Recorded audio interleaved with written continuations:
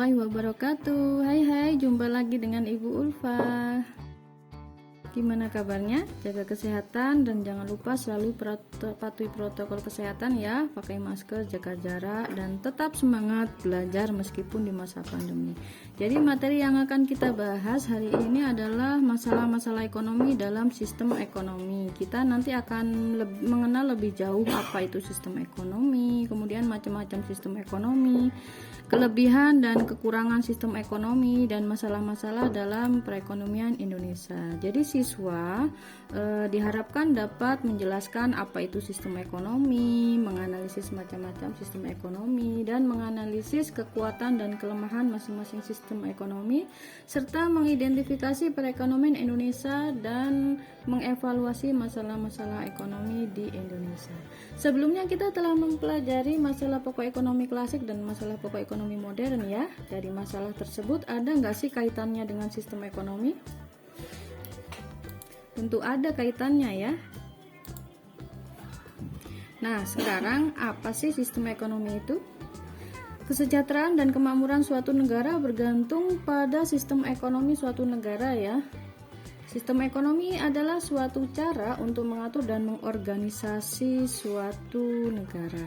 Jadi fungsinya sistem ekonomi ini adalah mengkoordinasi kegiatan individu dalam suatu perekonomian, kemudian menyediakan dorongan untuk menghasilkan barang atau jasa, kemudian mengatur pembagian hasil produksi ke seluruh lapisan masyarakat agar berjalan sesuai harapan, dan menciptakan mekanisme tertentu agar distribusi barang dan jasa berjalan dengan baik.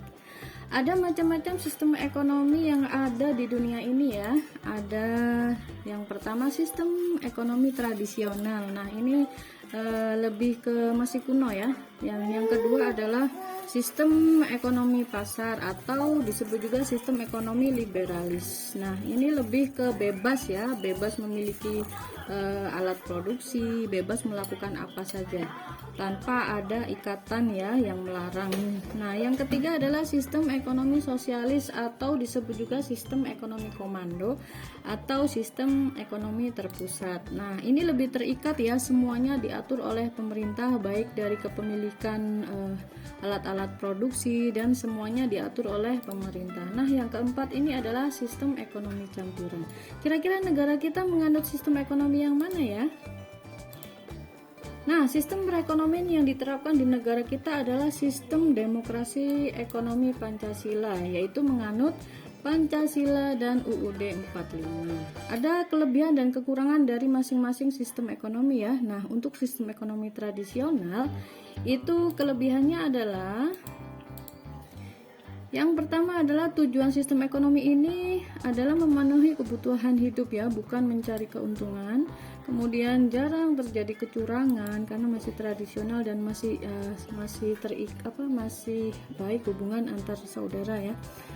Kemudian rendahnya tingkat kesenjangan ekonomi karena pendapatan antar individu itu cukup merata. Kemudian pemerintah sekedar menjadi pengawas saja dan tidak melakukan monopoli. Namun ada kelemahannya ya dari sistem ekonomi tradisional ya. Karena masih tradisional, jadinya sulit diprediksikan kualitas dan kuantitas produksinya. Kemudian efektivitas kerjanya masih rendah ya karena masih tradisional. Kemudian pertumbuhan ekonominya berlangsung dengan sangat lambat. Nah, yang kedua adalah sistem ekonomi pasar. Ini bebas ya tadi ya, atau sistem ekonomi liberalis, jadi bebas memiliki memiliki alat-alat produksi. Jadi kelebihannya adalah kemajuan serta inovasi suatu negara bisa berkembang lebih cepat. Kemudian efektivitasnya tinggi, pertumbuhan ekonomi berlangsung dengan sangat cepat. Nah, untuk kelemahannya, karena semuanya bebas, akhirnya sering terjadi kecurangan yang bermodal besar semakin besar dan bermodal kecil semakin kecil, sehingga terjadilah kesenjangan ekonomi. Kemudian pemerintah sekedar menjadi pengawas saja dan tidak melakukan monopoli. Baik, selanjutnya adalah sistem ekonomi sosialis atau sistem ekonomi terpusat atau disebut juga sistem ekonomi komando, di mana semua dikomandoi oleh pemerintah ya. Ada kelebihan dan kekurangannya. Untuk sistem ekonomi ini, kelebihannya yaitu pemerintah mudah melakukan pengawasan, pemerintah dapat mengendalikan berbagai permasalahan ekonomi, kemudian tidak terjadi kesenjangan. Pemerataan pendapatan dapat tercapai dan lebih jarang mengalami krisis ekonomi. Semuanya diatur oleh pemerintah ya, jadi semuanya mudah dikontrol aktivitas ekonominya. Namun ada kelemahan dari sistem ekonomi ini ya.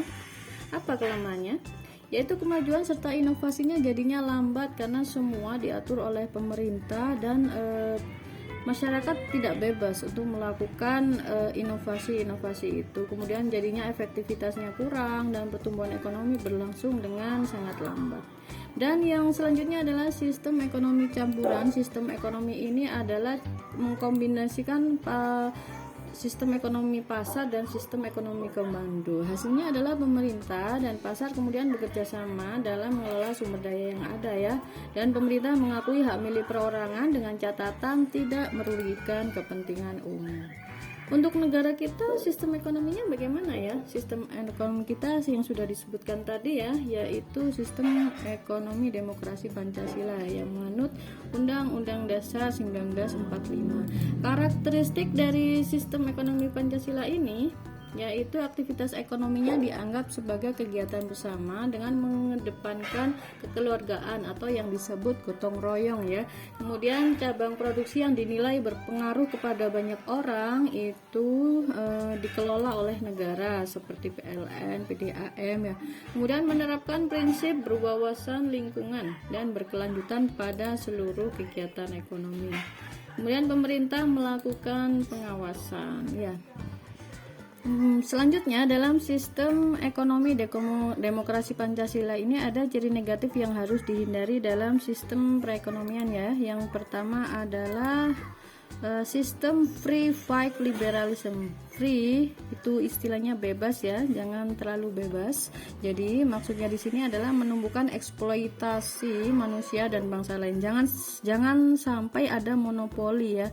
Kemudian yang kedua adalah sistem etatisme. Sistem etatisme ini adalah negara sangat dominan serta mematikan potensi dan daya kreasi unit ekonomi. Jadi jangan sampai mematikan inovasi-inovasi yang ada ya. Kemudian yang ketiga adalah pemusatan kekuatan ekonomi pada suatu kelompok. Jadi di negara kita ini pada intinya adalah jangan sampai dimonopoli yang dapat merugikan masyarakat. Nah, ini adalah contoh-contoh BUMN yang dikelola oleh negara ya. Nah, ini adalah contoh masalah ekonomi Pertamina ya, kehabisan bensin. Nah, Pertamina ini adalah perusahaan yang dikelola oleh negara karena berhubungan dengan banyak orang. Contohnya lagi ada PDAM ya, ada banyak sekali selain Pertamina dan PDAM. Ada BNI, kemudian ada Garuda, ada PT KAI ya. Oke, terima kasih atas kesempatannya ya. Selanjutnya silakan kalian membuka LMS kalian ya. Di sana ada tugas ya.